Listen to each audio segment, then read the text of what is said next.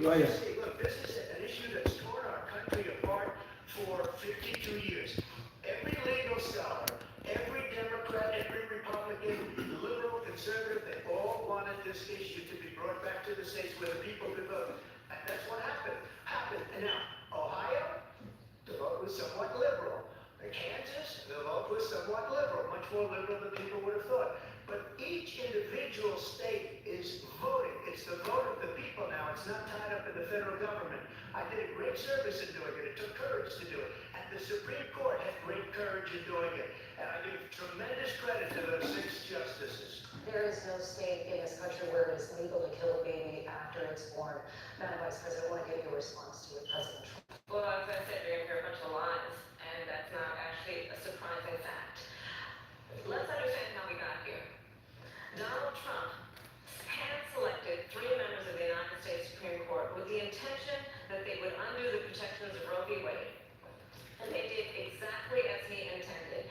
And now in over 20 states, there are Trump abortion bans, which make it criminal for a doctor or nurse to provide health care. In one state, it provides prison for life.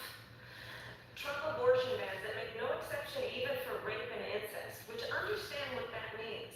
A survivor of a crime, a violation to their body, does not have the right to make a decision about what happens to their body next. That is immoral. And one does not have to abandon their faith or deeply held beliefs to agree. The government, and Donald Trump certainly, should not be telling a woman what to do with her body. I have talked with women around our country. You want to talk about this is what people wanted? Pregnant women who want to carry a pregnancy to term, suffering from a miscarriage, being denied care in an emergency room because the healthcare providers are afraid they might go to jail, and she's bleeding out in a car in the parking lot. She didn't want that. Her husband didn't want that. A 12 or 13-year-old survivor of incest being forced to carry a pregnancy to term. They don't want that. And I pledge to you, when Congress passes a bill to put back in place the protections of Roe v. Wade, as President of the United States, I will proudly sign it into law. But understand, if Donald Trump were to be reelected, he will sign a national abortion ban. Understand, in his Project 2025, there would be a national abortion monitor that would be monitoring your pregnancies, your miscarriages. I think the American people believe that certain freedoms, in particular the freedom to make decisions about one's own body, should not be made by the government. Thank you, Vice President Harris. Well, there she goes again. It's a lie. I'm not signing a ban, and there's no reason to sign a ban, because we've gotten what everybody wanted. Democrats, Republicans, and everybody else, and every legal scholar wanted it to be brought back into the states, and the states are voting. And it may take a little time, but for 52 years, this issue has torn our country apart, and they wanted it back in the states. And I did something that nobody thought was possible. The states are now voting. What she says is an absolute lie. And as far as the abortion ban, no, I'm not in favor of abortion ban, but it doesn't matter, because this issue has now been taken over by the states. Would you veto a national abortion ban if you Well, I won't have to, because again, and 2 things. Number one, she said she'll go back to Congress. She'll never get the vote. It's impossible for her to get the vote, especially now with the 50-50, essentially 50-50 in both Senate and the House. She's not going to get the vote. She can't get the vote. She won't even come close to it. So it's just talk. You know what it reminds me of? When they said they're going to get student loans terminated, and it ended up being a total catastrophe.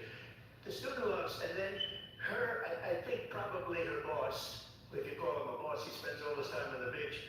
But look, her boss went out and said, we'll do it again. We'll do it a different way. It got rejected again by the Supreme Court. So all these students got taunted with this whole thing about this whole idea. And how unfair that would have been. Part of the reason they lost to the millions and millions of people that had to pay off their student loans. They didn't get it for free.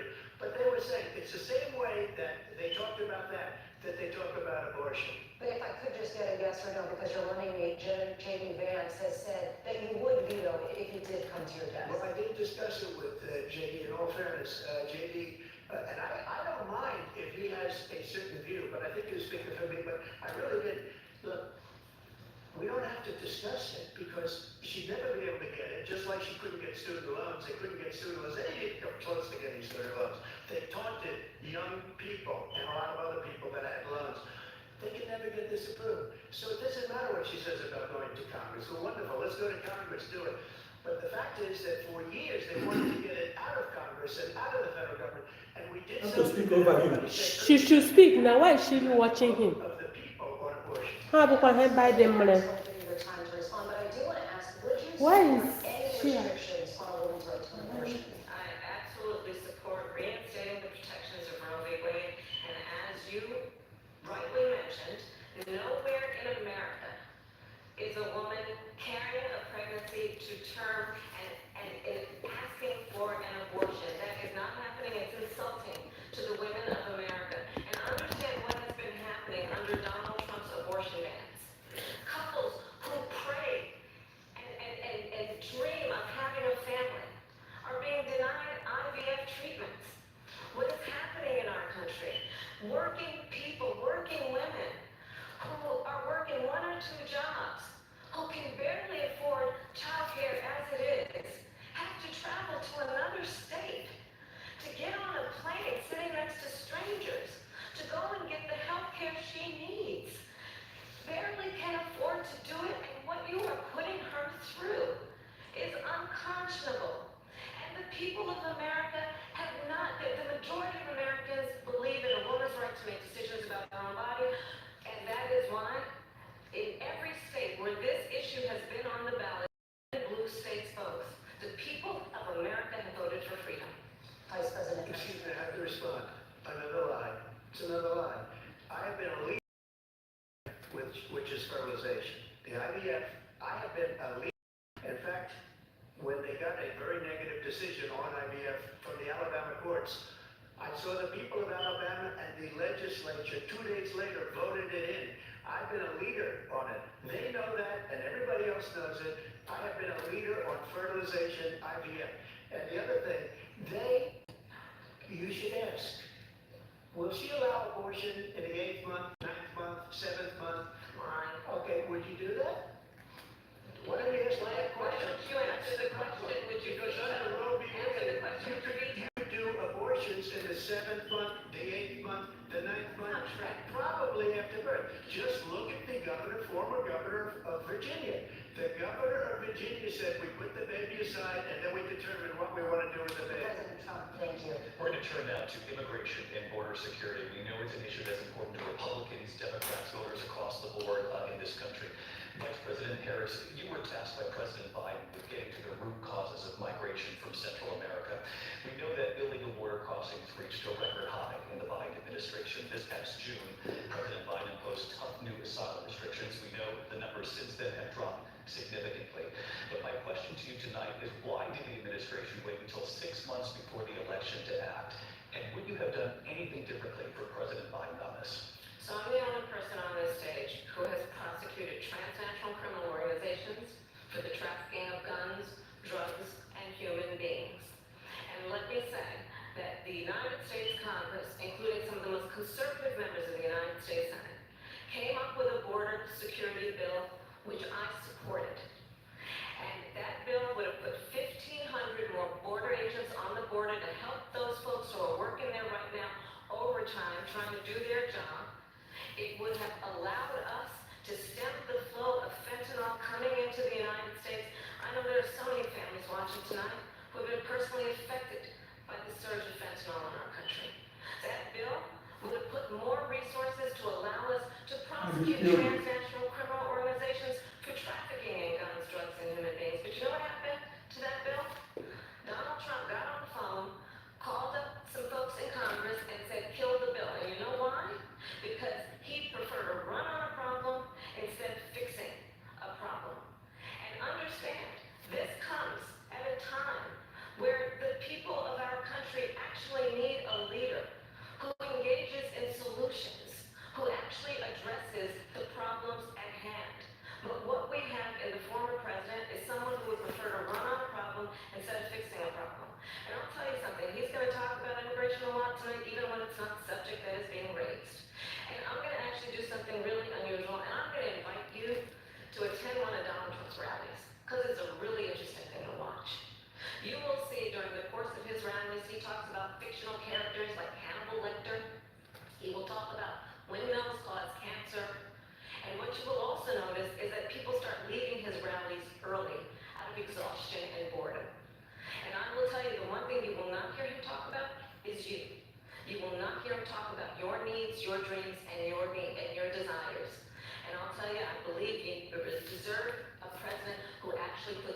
first, and I pledge to you that I will. Vice President Harris, thank you. President Trump, on that point, I want to get your Well, I response. would like to respond. Let me just ask though, why did you try to kill that bill, and successfully so, that would have put thousands of additional agents and officers on board? First, let me respond to the rallies.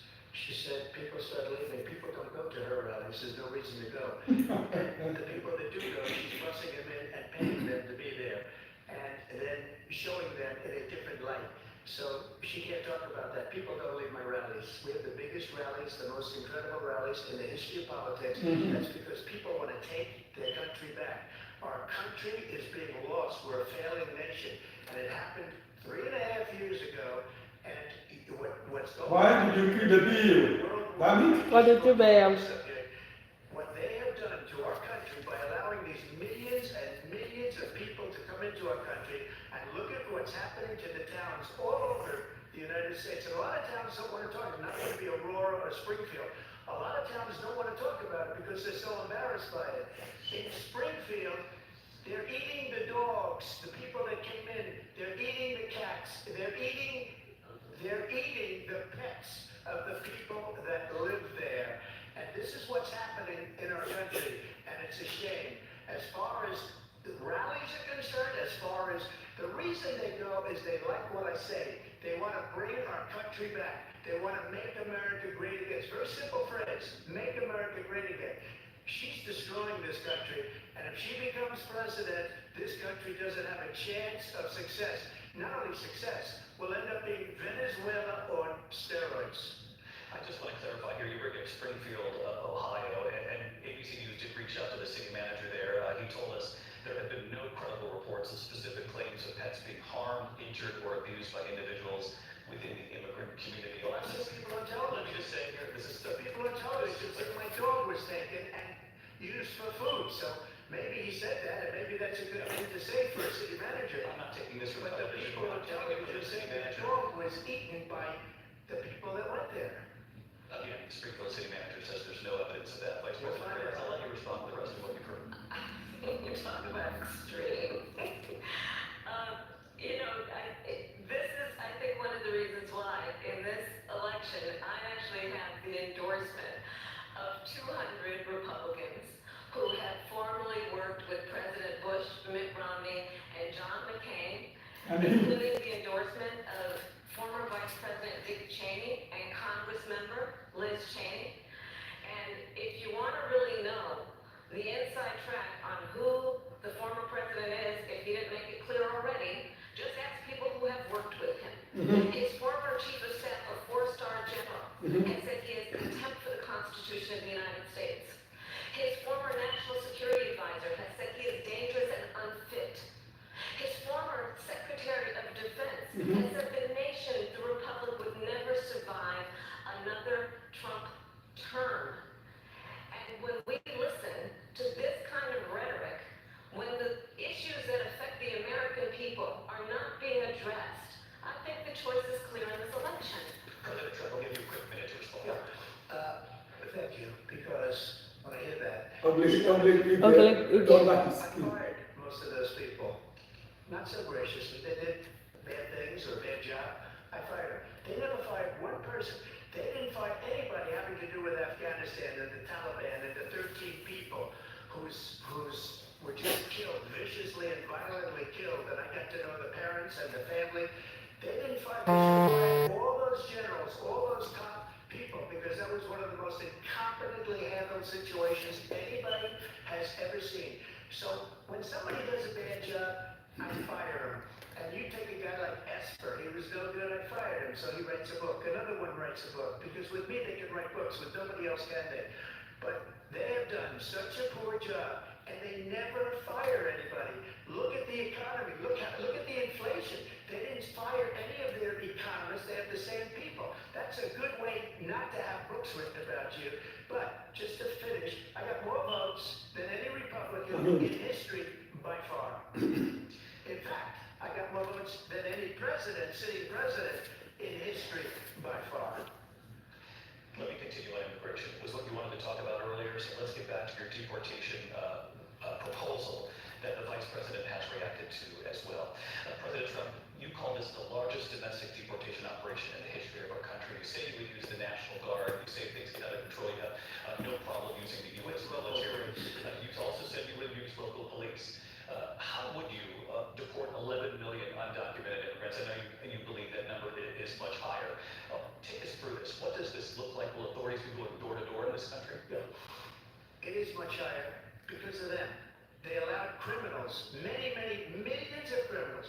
They allowed terrorists. They allowed common street criminals. They allowed people to come in, drug dealers, to come into our country, and they're now in the United States and told by their countries like Venezuela, don't ever come back or we're going to kill you. Did you know that crime in Venezuela and crime in countries all over the world is way down? You know why? Because they've taken their criminals off the street and they've given them to her to put into our country. And this will be one of the greatest mistakes in history for them to allow, and I think they probably did it because they think they're going to get votes, but it's not worth it because they're destroying the fabric of our country by what they've done. There's never been anything done like this at all. They've destroyed the fabric of our country.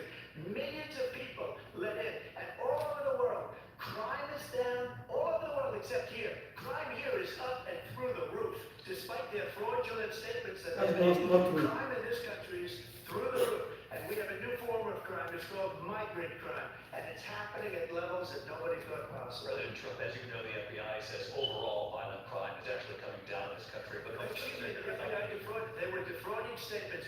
They didn't include the worst cities. They didn't include the cities with the worst crime. It was a fraud. Just like the number of 818,000 jobs that they said they created turned out to be a fraud. President Trump, thank you. I'll let you respond, Vice President Harris. Well, I think this is so rich, coming from someone who has been prosecuted for national security crimes, economic crimes, election interference, has been found liable for sexual assault, and his next big court appearance is in November at his own criminal sentencing. And let's be clear, where each person stands Defendant. on the issue Call him defendant. about respect for the rule of law. Now call him defendant, Law Trump. enforcement. The former vice president called for defunding federal law enforcement, 45,000 agents, get this, on the day after he was arraigned on 34 felony counts.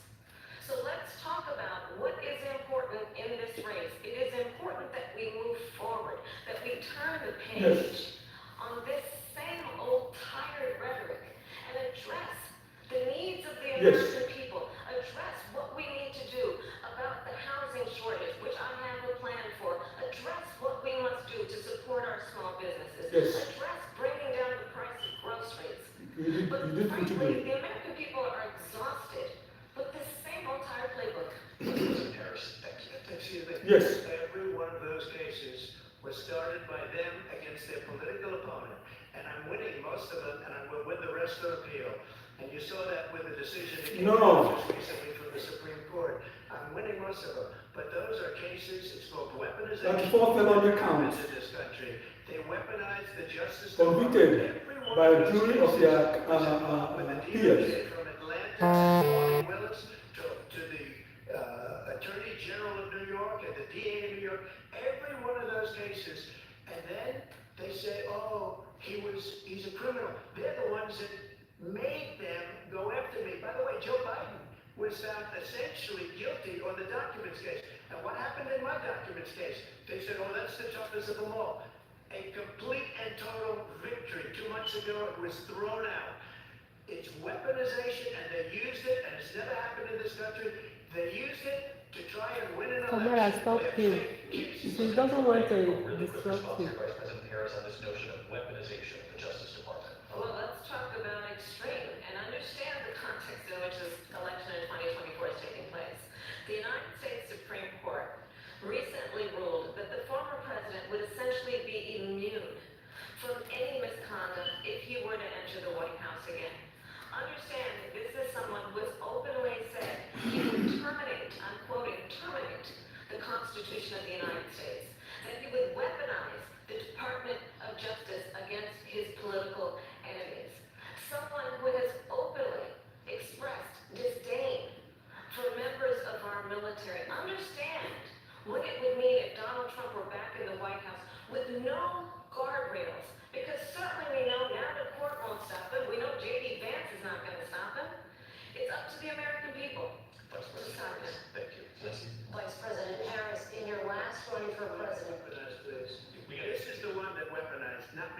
she weaponized. I probably took a bullet to the head because of the things that they say about me. They talk about democracy. I'm a threat to democracy. The threat to democracy. The fake Russia investigation that went nowhere. We have a lot to get to. Lindsay?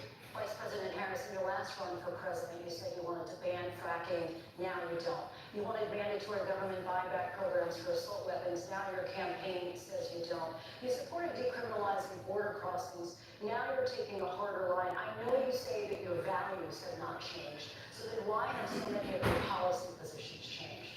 So my values have not changed, and I'm going to discuss every one of it, at least every point that you've made. But in particular, let's talk about fracking because we're here in Pennsylvania. I made that very clear in 2020. I will not ban fracking.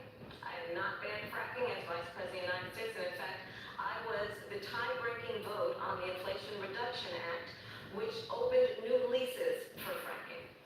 My position is that we have got to invest in diverse sources of energy so we reduce our reliance on foreign oil.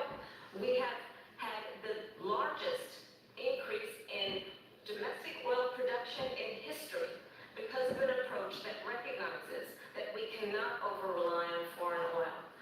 As it relates to my values, let me tell you, I grew up a middle-class kid raised by a hardworking mother who worked and saved and was able to buy our first home when I was a teenager.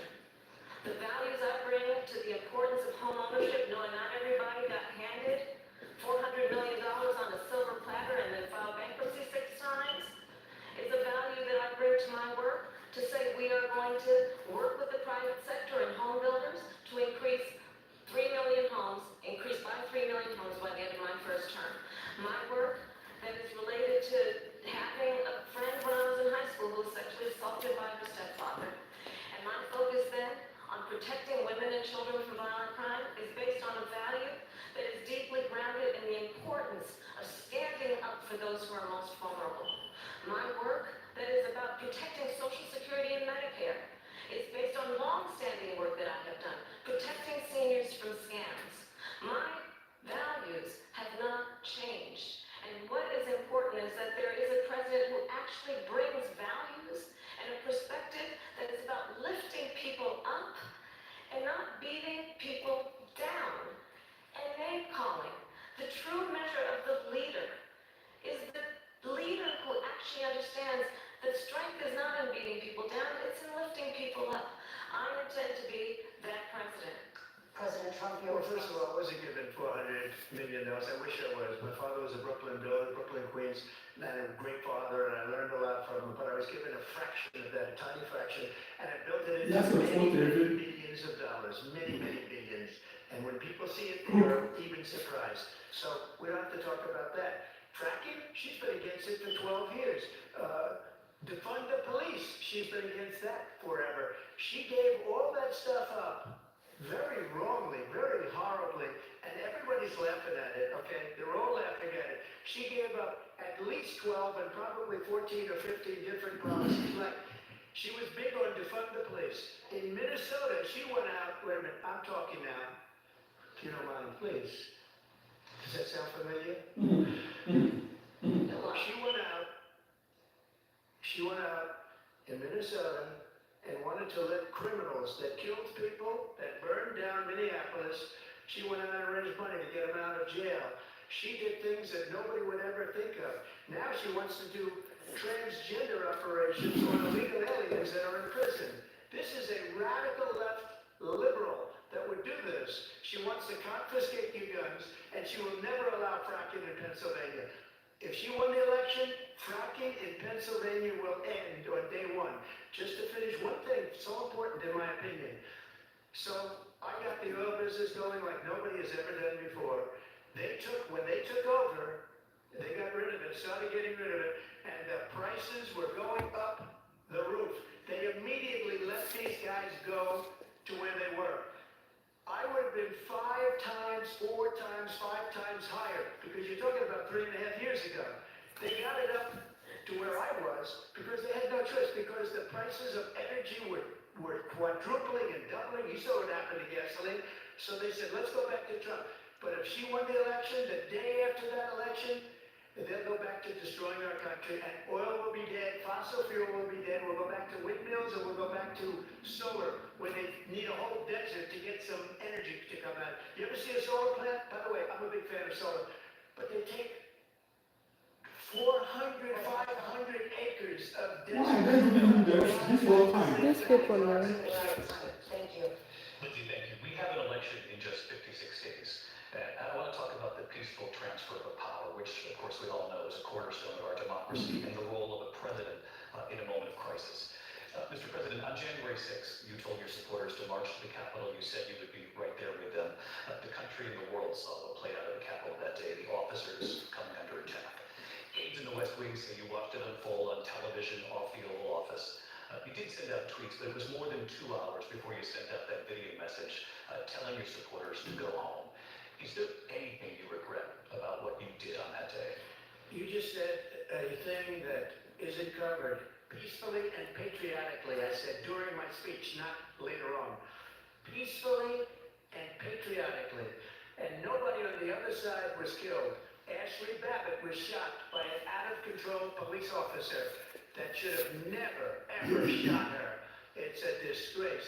But we didn't do this group of people that have been treated so badly. I asked, what about all the people that are pouring into our country and killing people that she allowed to pour in? She was the border czar, remember that. She was the border czar. She was at the beginning. Oh, I'm surprised you're not talking about the border yet. That's because she knows what a bad job they've done. What about those people? When are they going to be prosecuted? When are these people from countries all over the world, not just South America, they're coming in from all over the world, David, all over the world, and crime rates are down all over the world because of it. When are those people going to be prosecuted? When are the people that burned down Minneapolis going to be prosecuted? Or in Seattle, they went into Seattle, they took over a big percentage of the city of Seattle. When are those people going to be prosecuted? But let me Yeah, just You might ask her that if question. you were the president, you were watching it unfold on television. It's a very simple question as we move forward toward another election. Is there anything you regret about what you did on that day? Yes, sir. I had nothing to do with that other than they asked me to make a speech. I showed up for a speech. I said, I think it's going to be big. I went to Nancy Pelosi and the mayor of Washington, D.C., and the mayor put it back in writing, as you know. I Yes, said, I think you it'll know, be good. this is going to be a very big rally or whatever you want to call it. And again, it wasn't done by me, it was done by others. I said, I'd like to give you 10,000 National Guard or soldiers. They rejected me. Nancy Pelosi rejected me. It was just 2 weeks ago. Her daughter has a tape of her saying she is fully responsible for what happened. They want to get rid of that tape. It would have never happened if Nancy Pelosi and the mayor of Washington did their jobs. I wasn't responsible for security. Nancy Pelosi was responsible. She didn't do her job. The question was about you as president, not about former Speaker Pelosi, but I do want Vice President Harris to respond here. I was at the Capitol on January 6th. I was the vice president-elect. I was also an acting senator. I was there. And on that day, the President of the United States incited a violent mob to attack our nation's capital, to desecrate our nation's capital. On that day, 140 law enforcement officers were injured, and some died. And understand, the former president has been indicted and impeached for exactly that reason. But this is not an isolated situation. Let's remember Charlottesville, where there was a mob of people carrying tiki torches, spewing anti-Semitic hate. And what did the president then at the time say? They would find people on each side. Let's remember that when it came to the Proud Boys, a militia, the president said, the former president said, stand back and stand by. So for everyone watching who remembers what January 6th was, I say, we don't have to go back. Let's not go back. We're not going back. It's time to turn the page. And if that was a bridge too far for you, well, there is a place in our campaign for you to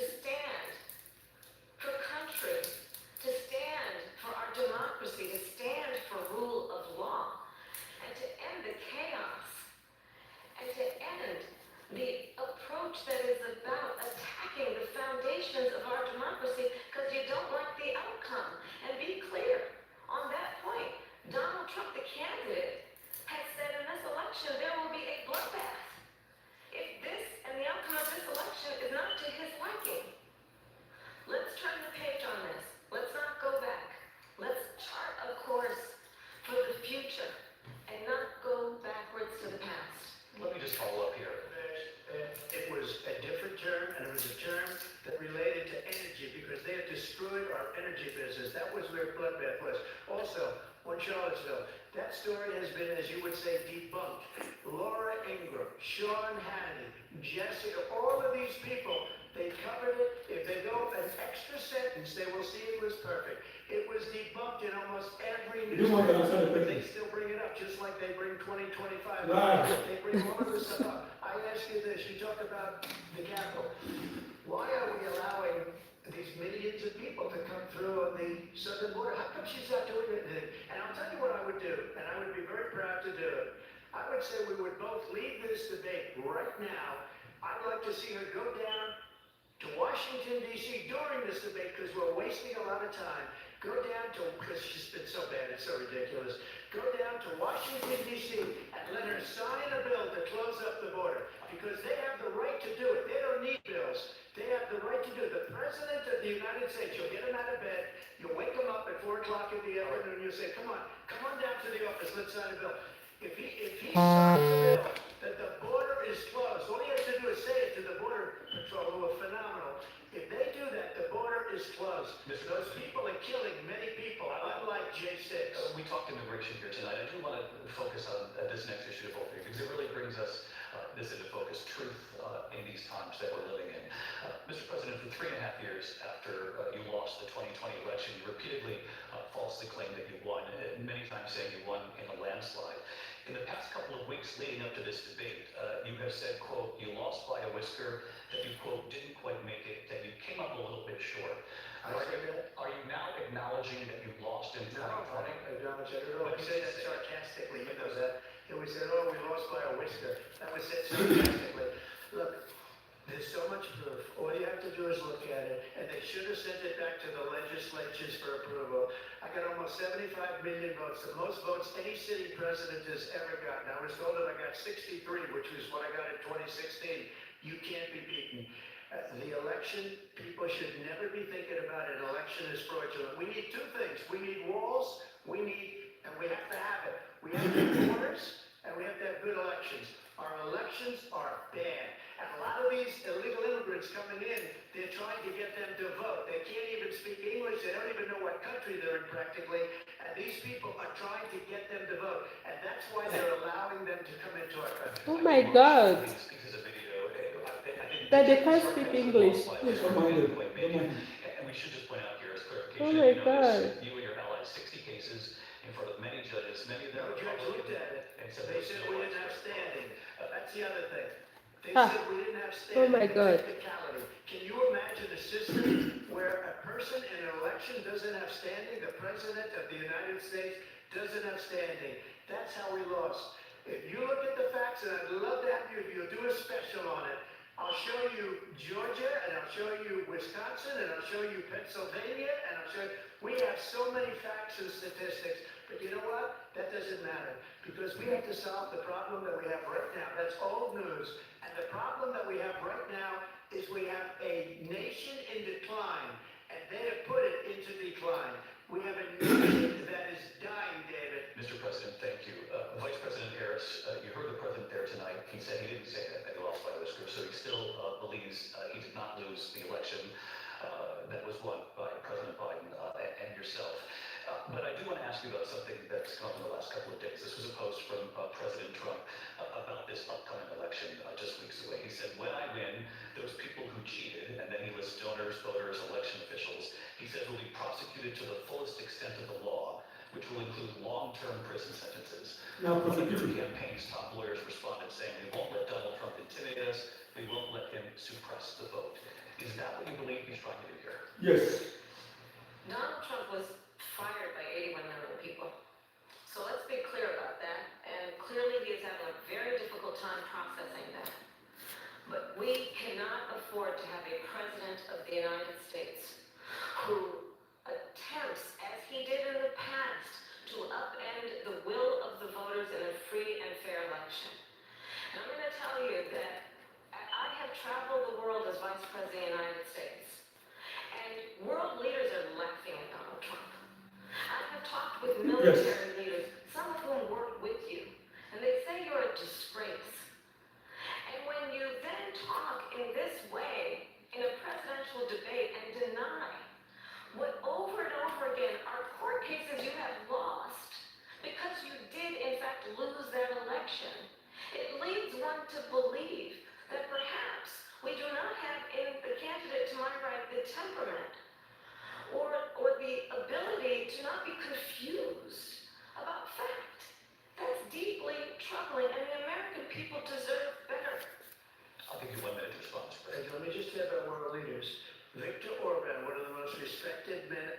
a strong man. He's a tough person.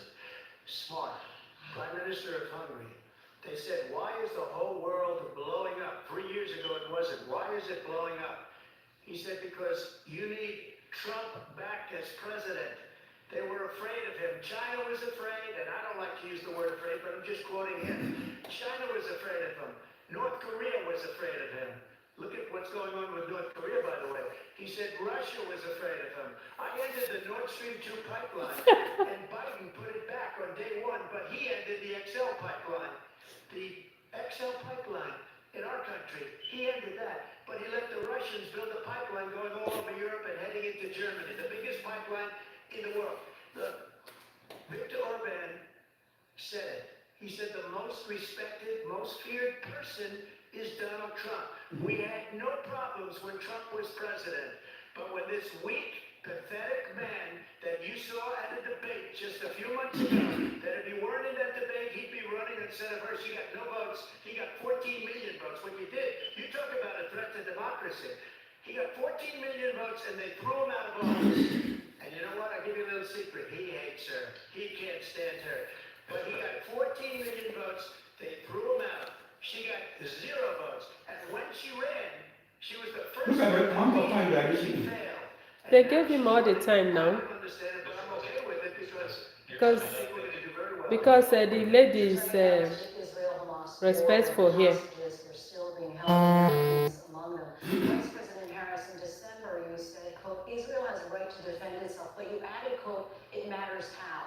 Saying international humanitarian law must be respected, Israel must do more to protect innocent civilians.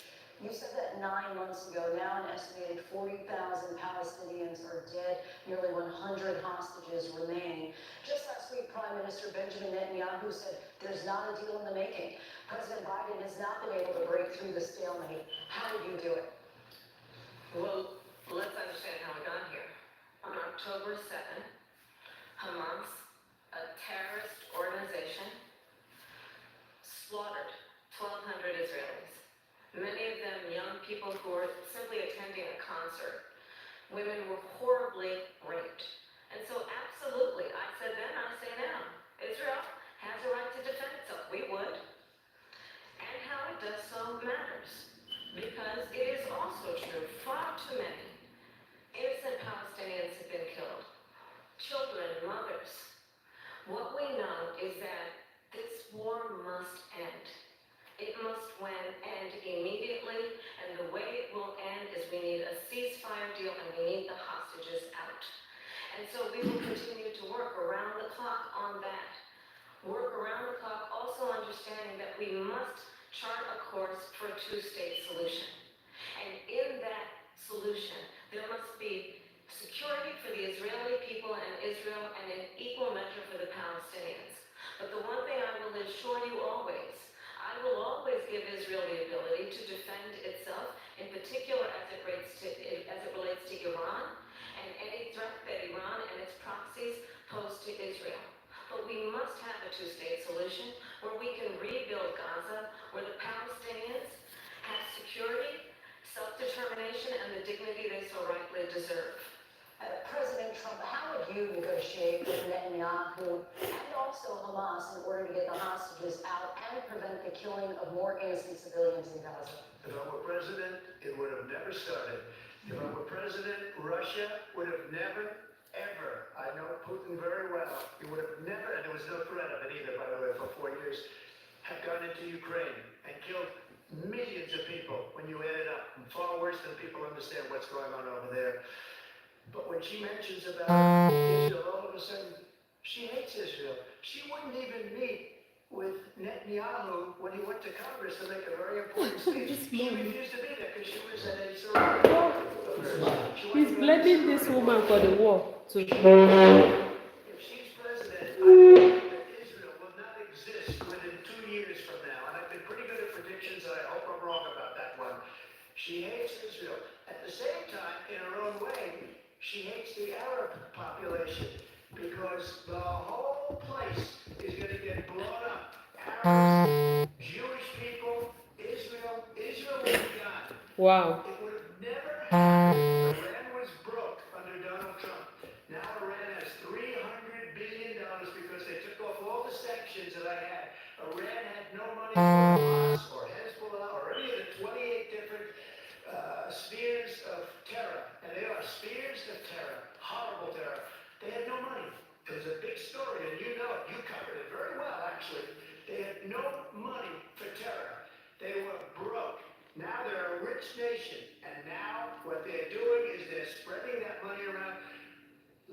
what's happening with the Houthis and Yemen. Look at what's going on in the Middle East. This would have never happened. I will get that settled and fast, and I'll get the war with Ukraine and Russia. If I'm president-elect, I'll get it done before even becoming president. Vice President Harris, he says you hate Israel. That's absolutely not true. I have my entire career and life supported Israel and the Israeli people. He knows that he's trying to, again, divide and distract from the reality, which is it is very well known that Donald Trump is weak and wrong on national security and foreign policy. It is well known that he admires dictators, wants to be a dictator on day one, according to himself. It is well known that he said of Putin that he can do whatever the hell he wants and go into Ukraine. It is well known that he said when Russia went into Ukraine, it was brilliant. It is well known he exchanged love letters with Kim Jong-un. And it is absolutely well known that these dictators and autocrats are rooting for you to be president again because they're so clear. They can manipulate you with flattery and favors. And that is why so many military leaders who you have worked with have told me you are a disgrace. That is why we understand that we have to have a president who is not consistently weak and wrong on national security, including the importance of upholding and respecting in highest regard our military. Vice President Harris, thank you. And she's the one that caused it, that's weak on national security by allowing every nation last month for the year, 168 different countries sending people into our country. Their crime rates are way down. Putin endorsed her last week, said, I hope she wins. And I think he meant it. Because what he's gotten away with is absolutely incredible. It wouldn't have happened with me. The leaders of other countries... Why are they giving him this much time? They give him 2 minutes and give this one 1 minute to talk. And not stop him. There is yeah, they are not giving the other one enough time. Or they want her to be talking over him. We'll be right back with much more of this historic ABC News presidential debate from the National Constitution Center right here in Philadelphia. So the presidential debate is still going on. And I'm a video no. When At the matter much video. So we are still waiting for them to come back. They are in halftime now. Yeah, let them come back. We continue the presidential debate.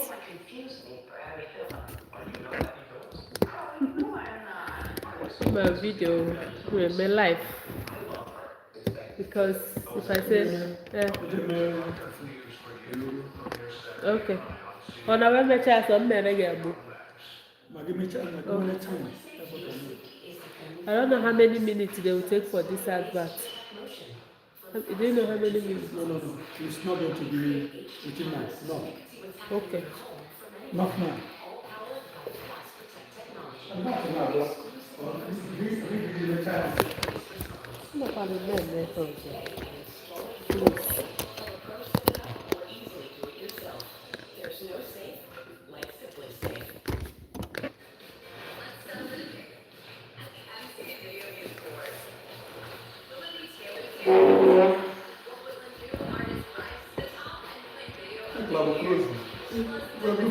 please.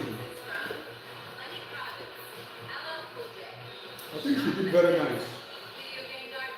Talking over somebody is not good, right? But the people coordinating should be stopping Trump from taking all the whole time, reacting to. I think she have to react to him sometimes too, as part of the debate, to cut him off from what. Spread to lie, bring out all kinds of lies. He is spread. Channel, even a fact check, they did not. Who will do the fact check? The channels, They are not doing the fact check. I don't think they do. Because most of the things he said, they're all lies. Maybe they will do it after the debate because they are taking all the points. Questions cannot know. They will bring out all the fact checks, and she doesn't want to be into that live fact check or that she wants to say how whatever without lying. But I think in most cases, behind the truth, she can say is a lie. So that ọmọ náà kú náà kàdé ká máa hà sí náà ní àwọn the debate. She's shopping for a used car, but she doesn't know that nearly half of them have been in an accident. Luckily, Carfax shows how accidents impact price, so she doesn't have to overpay. Unpause. Whoa, this is cool. Una advert no dey finish. Technology relief works fast. It lasts a full I don't know 24 how to. hours, so they can be the Deliverer of dance.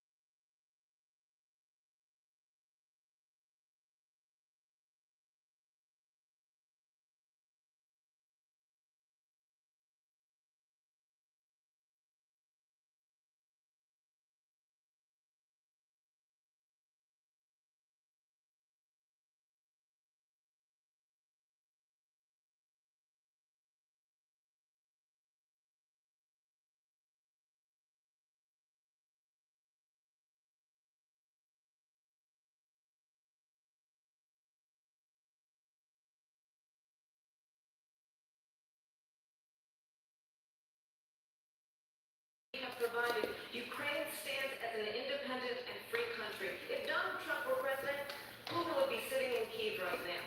And understand what that would mean, because Putin's agenda is not just about Ukraine. Understand why the European allies and our NATO allies are so thankful that you are no longer president, and that we understand the importance of the greatest military alliance the world has ever known, which is NATO, and what we have done to preserve the ability of Zelensky and the Ukrainians to fight for their independence. Otherwise, Putin would be sitting in Kyiv with his eyes on the rest of Europe, starting with Poland. And why don't you tell the 800,000 Polish Americans right here in Pennsylvania how quickly you would give up for the sake of favor and what you think is a friendship with what is known to be a dictator who would eat you for lunch. Vice President Harris, thank you. We've heard from both of you on Ukraine tonight. Afghanistan came up in the last hour. I wanted her to respond to something you said earlier, and please, I'll give you a minute here. Putin would be sitting in Moscow, and he wouldn't have lost 300,000 men and women, but he would have been sitting in Moscow, quiet please, he would have been sitting in Moscow, much happier than he is right now, but eventually, you know, he's got a thing that other people don't have. He's got nuclear weapons. They don't ever talk about that. He's got nuclear weapons. Nobody ever thinks about that. And eventually, maybe he'll use them, and maybe he hasn't been that threatening, but he does have that. Something we don't even like to talk about. Nobody likes to talk about it. But just so you understand, they sent her to negotiate peace before this war started. 3 days later, he went in and he started the war because everything they said was weak and stupid. They said the wrong things. That war should have never started. She was the emissary. They sent her in to negotiate with Zelensky and Putin, and she did. And the war started 3 days later. And that's the kind of talent we have with her. She's worse than Biden. In my opinion, I think he's the worst president in the history of our country. She goes down as the worst vice president in the history of our country. But let me tell you something. She is a horrible negotiator. They sent her in to negotiate as soon as they left. Did the invasion. President Trump, thank you. You did bring up something. You said she went to negotiate with Vladimir Putin. Vice President Harris, have you ever met Vladimir Putin? Can you clarify tonight? Yeah, I said at the beginning of today, you're gonna hear a bunch of lies coming from this cell. And that is another one. When I went to meet with President Zelensky, I met with him over 5 times. The reality is, it has been about standing as America always should, as a leader upholding international rules and norms, as a leader who shows strength, understanding that the alliances we have around the world are dependent on our ability to look out for our friends and not favor our enemies because you adore strongmen instead of caring about democracy. And that is very much what is at stake here. The President of the United States is Commander-in-Chief, and the American people have a right to rely on a president who understands the significance of America's role and responsibility in terms of ensuring that there is stability and ensuring we stand up for our principles and not sell them for the benefit of personal flattery. We talked about Ukraine and Vladimir Putin. I do want to talk about Afghanistan. It came up in the first hour of this debate. I want to move on to Afghanistan. Burke said Trump did the He wants most to- he amazing wants to- thing I've ever wants to seen. answer. Yes, he wants to react. The 28 countries at the time to pay up. He said, I've never seen. He's the head of NATO. He said, I've never seen. For years, we were paying almost all of NATO. We were being ripped off by European nations, both on trade and on NATO. I got them to pay up by saying one of the statements you made before, if you don't pay, we're not going to protect you. Otherwise, we would have never gotten it. He said it was one of the most incredible jobs that he's ever seen done. Thank you. I want to turn to Afghanistan. It came up in the first hour of the debate, and we witnessed a poignant moment today at Capitol Hill honoring the soldiers who died in the chaotic withdrawal from Afghanistan. I do want to ask the Vice President, do you believe you bear any responsibility in the way that withdrawal played out? Well, I'll say I agree with President Biden's decision to pull out of Afghanistan. 4 presidents said they would, and Joe Biden did. And as a result, America's taxpayers are not paying the $300 million a day we were paying for that endless war. And as of today, there is not one member of the United States military who is in active duty in a combat zone in any war zone around the world, the first time this century. But let's understand how we got to where we are. Donald Trump, when he was president, negotiated one of the weakest deals you can imagine. He calls himself a deal maker. Even his national security advisor said it was a weak, terrible deal. And here's how it went down. He bypassed the Afghan government. He negotiated directly with a terrorist organization called the Taliban. The negotiation involved the Taliban getting 5,000 Taliban terrorists released. And get this, you'll get this. And the president at the time invited the Taliban to Camp David, a place of storied significance for us as Americans, a place where we honor the importance of American diplomacy, where we invite and receive respected world leaders. And this former president, as president, invited them to Camp David because he does not again appreciate the role and responsibility of the President of the United States to be commander-in-chief with a level of respect.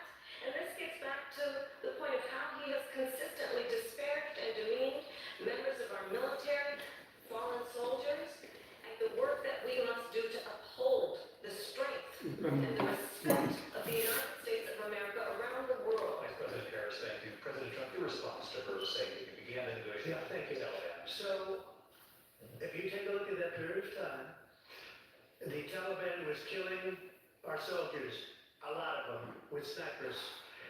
And I got involved with the Taliban because the Taliban was doing the killing. That's the fighting force within Afghanistan. They don't bother doing that because, they deal with the wrong people all the time. But I got involved. And Abdul is the head of the Taliban. He is still the head of the Taliban. And I told Abdul, don't do it anymore. You do it anymore, you're going to have problems. And he said, why do you send me a picture of my house? I said, you're going to have to figure that out, Abdul. And for 18 months, we had nobody killed. We did have an agreement negotiated by Mike Pompeo. It was a very good agreement. The reason it was good, we were getting out. We would have been out faster than that, but we wouldn't have lost the soldiers. We wouldn't have left many Americans behind, and we wouldn't have left $85 billion worth of brand new, beautiful military equipment behind. And just to finish, they blew it. The agreement said you have to do this, and they didn't do it. They didn't do it. The agreement was terminated by us because they didn't do what they were supposed to do. And these people did the worst withdrawal. And in my opinion, the most embarrassing moment in the history of our country. And by the way, that's why Russia attacked Ukraine, because they saw how incompetent she and her boss are. President Trump, thank you. I want to move on now to race and politics in this country. Mr. President, you recently said of Vice President Harris, quote, I didn't know she was black until a number of years ago when she happened to turn black, and now she wants to be known as black. I want to ask a bigger picture question here tonight. Why do you believe it's appropriate to weigh in on the racial identity of your opponent? I don't, and I don't care. I don't care what she is. I don't care. You make a big deal out of something, I couldn't care less. Whatever she wants to be is okay with me. But those were your words, so I don't know. I mean, all I can say is I read where she was not black, that she put out, and I'll say that. And then I read that she was black, and that's okay. Either one was okay with me. That's up to her. That's up to her. Vice President Harris, your thoughts on this? Honestly, I think it's a tragedy that we have someone who wants to be president who has consistently, over the course of his career, attempted to use race to divide the American people. I do believe that the vast majority of us know that we have so much more in common than what separates us, and we don't want this kind of approach that is just constantly trying to divide us, and especially by race. And let's remember how Donald Trump started. He was he owned buildings, and he was investigated because he refused to rent property to black families. Let's remember, this is the same individual who took out a full-page ad in the New York Times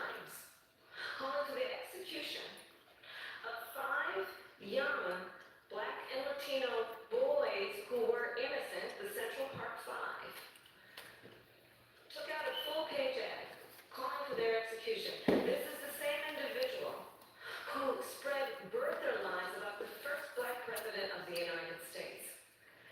And I think the American people want better than that, want better than this, want someone who understands as I do. I travel our country. We see in each other a friend. We see in each other a neighbor. We don't want a leader who is constantly trying to have Americans point their fingers at each other. I meet with people all the time who tell me, can we please just have discourse about how we're going to invest in the aspirations and the ambitions and the dreams of the American people? Knowing that regardless of people's color or the language their grandmother speaks, we all have the same dreams and aspirations and want a president who invests in those, not in hate and division. Vice President Harris, thank you. Lindsay? Good. President Trump, this is now I'm your glad. third time. This is the most divisive presidency in the history of our country. There's never been anything like it. They're destroying our country, and they come up with things like what she just said.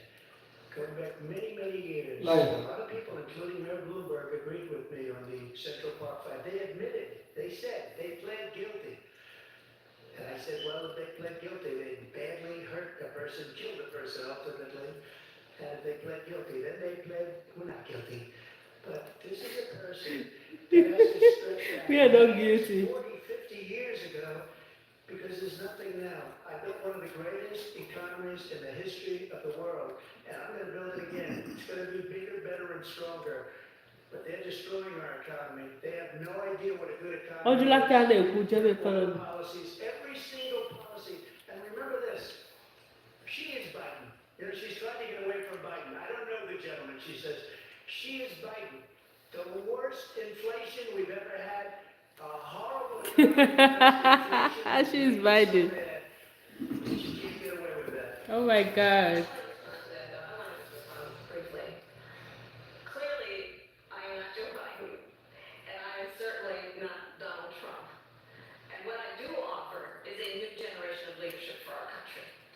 One who believes in what is possible, one who brings a sense of optimism about what we can do instead of always disparaging the American people.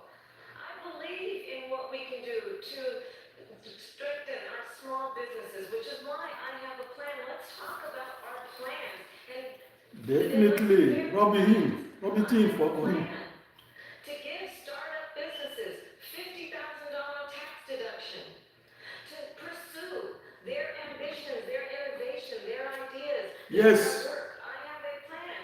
Unveil it. $6,000 for young families for the first year of your child's life to help you in that most critical stage of your child's development. I have a plan that is about allowing people to be able to pursue what has been fleeting in terms of the American dream by offering a help with down payment of $25,000 down payment assistance for first-time home buyers.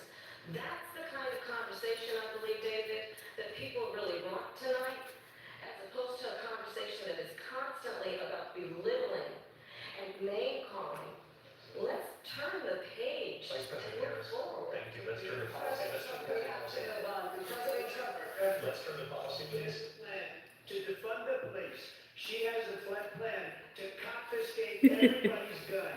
She has a plan to not allow fracking in Pennsylvania or anywhere else. Okay. That's what her plan is until she has reason. I think the former president has said something twice that I need to No, respond to. I'm sorry, we're going to move on, Vice President Trump. President Trump, this is now your third time running for president. You have long vowed to repeal and replace the Affordable Care Act, also known as Obamacare. You have Why is this lady not allowing her for that one time? Obamacare, quote, unless we can do something much better. Last month, you said, quote, we're working on it. So tonight, 9 years after you first See their started, partiality. plan, Partial. that's what it is. Obamacare Judgment. was housing healthcare. Always was. It's not very good today. And what I Let me said- see whether they will allow him to respond to what Kamala is saying now We're again. going to do it, I want to replace it. But remember this, I inherited Obamacare because Democrats wouldn't change it. They wouldn't vote for it. They were unanimous. They wouldn't vote to change it. If they would have done that, we would have had a much better plan than Obamacare. but the Democrats came up, they wouldn't vote for it. I had a choice to make when I was president. Do I save it and make it as good as it can be, never gonna be great, or do I let it rot? And I felt I had an obligation, even though politically it would have been good to just let it rot and let it go away. I decided, and I told my people, the top people, and they're very good people. I have a lot of good people in that administration. We read about the bad ones. We had some real bad ones too, and so do they. They have really bad ones. The difference is they don't get rid of them. But let me just explain it. I had a choice to make. Do I save it and make it as good as it can be, or do I let it rot? And I saved it. I did the right thing. But it's still never going to be great, and it's too expensive for people. My back. You know, you What can we mama need to side. do is we're looking at plans. If we can come up with a plan that's going to cost Yeah, but our people, our population, I will less massage you. money and be better healthcare than Obamacare, then I would absolutely do it. But until then, I Well, want if you won't get rid of my it. So just yes or no, you still do not have a our plan. I room. have concepts of a plan. I'm not president right now. But if we come up with something, I would only change it if we come up with something that's better and less expensive. And there are concepts and options we have to do that. And you'll be hearing about it in the not too distant future. Vice President Harris, We in will practice for 2017, you next supported month. Bernie Sanders' proposal to Give do it away a time, with private okay? insurance to create a government-run healthcare system. 2 years later, you proposed a plan that included a private insurance option. What is your plan today? Well, first of all, I absolutely supported over the last 4 years as vice president private healthcare options, but what we need to do is maintain and grow the Affordable Care Act. But I'll get to that, Lindsay. I just need to respond to a previous point that the former president has made. I've made very clear my position on fracking, and then this business about taking everyone's guns away. Tim Walz and I are both gun owners. We're not taking anybody's guns away, so stop with the continuous lying about this stuff. As it relates to the Affordable Good. Care Act, understand, just look at Oh, but the I'll not history be and where yes. people stand. When Donald Trump Because that lady did not allow her to respond to it. he tried to get rid of the Affordable Care Act 60 times. I was a senator at the time when I will never forget the early morning hours when it was up for a vote in the United States Senate. And the late, great John McCain, who you have disparaged as being, you don't like him, you said at the time because he got caught. He was an American hero. The late, great John McCain, I will never forget that night, walked onto the Senate floor and said, no, you don't. No, you don't. No, you don't get rid of the Affordable Care Act. You have no plan. And what the Affordable Care Act has done is eliminate the ability of insurance companies to deny people with pre-existing conditions. I don't have to tell people watching tonight, you remember what that was like? Remember when an insurance company could deny if a child had asthma, if someone was a breast cancer survivor, if a grandparent had diabetes? And thankfully, as I've been vice president and we over the last 4 years have strengthened the Affordable Care Act, we have allowed for the first time Medicare to negotiate drug prices on behalf of you, the American people. Donald Trump said he was going to allow Medicare to negotiate drug prices. He never did. We did. We have capped the cost of insulin at $35 a month. Since I've been vice president, we have capped the cost of prescription medication for seniors at $2,000 a year. And when I am president, we will do that for all people, understanding that the value I bring to this is that access to health care should be a right and not just a privilege of those who can afford it. And the plan has to be to strengthen the Affordable Care Act, not get rid of it. Vice Let's President pull Harris, up in terms of where Donald Trump stands on I that. want to move to an issue that's important for a We lot made a mistake. And number one, Look at this woman. fought Obamacare for 10 years. But it wasn't. They're afraid of Trump. Why is she pointing him to react? When this lady wants to react, she will say no. We can do much better than Obamacare, much less money. But she won't improve private insurance for people, private medical insurance. That's another thing she doesn't want to get. People are paying privately for insurance that have worked hard and made She's- money and they don't have revenue. this She lady, wants yeah. everybody to be on government insurance where you wait 6 months for an operation that you need. React. Trump, thank you. We have another issue that we'd like to get to that's important for a number of Americans, in particular younger voters, and that's climate change. President Trump, with regard to the environment, you say that we have to have clean air and clean water. Vice President Harris, you call climate change an existential threat. The question to you both tonight tonight is what would you do to fight climate change? And Vice President Harris, we'll start with you, 1 minute for you each. Well, the former president said that climate change is a hoax. And what we know is that it is very real. You ask anyone who lives in a state who has experienced these extreme weather occurrences, who now is either being denied home insurance or it's being jacked up. You ask anybody who has been the victim of what that means in terms of losing. I'm not lawyer now. I actually two times in West We Orlando. know that we can actually Got deal a with chili this issue. major. Young people who are prepared Yeah, deeply because about this it issue. makes I like And I'm prayer. proud that It's as Vice President of the nutritious, last 4 years, low we have carb, invested and $1 low trillion sugar. in a clean On our energy bucket is so economy much. while we have also I don't know. It's very rich in fiber and nutrients. to historic Okay, don't worry. Tomorrow, no, book a match on Yami. I will check tomorrow if they have it. I check a layer now, Costco.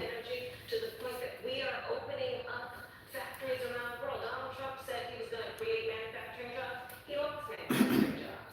And I'm also proud to have the endorsement of the United Auto Workers and Sean Fain, who also know that part of building a clean energy economy includes investing in American-made products, American automobiles. It includes growing what we can do around American manufacturing and opening up auto plants, not closing them like happened under Donald Trump. Vice President Harris, thank you. That didn't happen under Donald Trump. Let me just tell you, they lost 10,000 manufacturing jobs this last month. They're all leaving. They're building big auto plants in Mexico, in many cases owned by China. They're building these massive plants, and they think they're going to sell their cars into the United States because of these people. What they have given to China is unbelievable. But we're not going to let that. We'll put tariffs on those cars so they can't come into our country because they will kill the United Auto Workers and any auto worker, whether it's in Detroit or South Carolina or any other place. What they've done to business and manufacturing in this country is horrible. We have nothing because they refuse. You know, Biden doesn't go after people because supposedly China paid him millions of dollars. He's afraid to do it between him and his son. They get all this money from Ukraine. They get all this money from all of these different countries. And then you wonder, why is he so loyal to this one, that one, Ukraine, China? Why is he? Why did he get $3.5 million from the mayor of Moscow's wife? Why did she pay him $3.5 million? This is a crooked administration, and they're selling our country down the tubes. President Trump, thank you. Thank you. We'll be right back with closing statements from both of our candidates. An historic night, this ABC News presidential debate from Philadelphia. Okay. Okay, we are still on the debate. We are still here on the debate. So, what is happening? I noticed something. I mean, they will be closing with a after the advert. They will be closing the debate. Okay. Come on, we gotta go.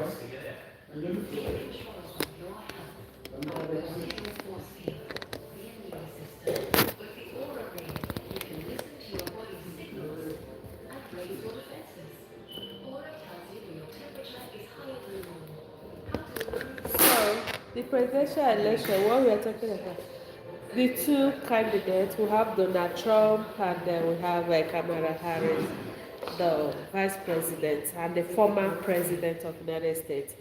So the truth is that they are giving, hold on, I'll be right back.